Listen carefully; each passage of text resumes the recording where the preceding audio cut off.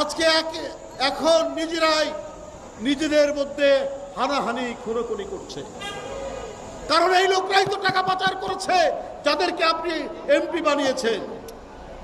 তাদেরই প্রতিপক্ষ কলকাতায় কয়েক টুকরা করে কোন খালে বিলে ফেলেছে এখন খুঁজে পাচ্ছেন না। এরা এমপি হয় কি করে?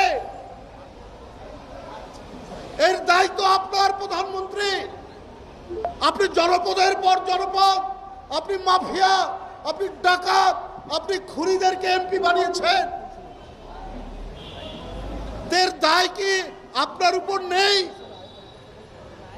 এই ভয়ঙ্কর পাপগুলোর কি এমনি চলে যাবে, পার পেয়ে যাবে?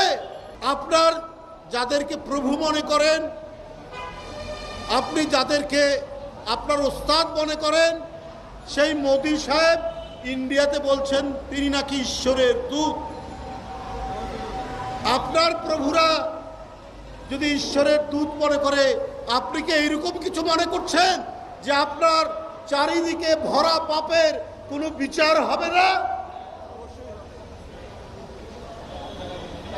আপনি কার দূত মনে করছেন প্রধানমন্ত্রী? প্রত্যেকটি অপকর্ম, প্রত্যেকটি অনাচারের বিচার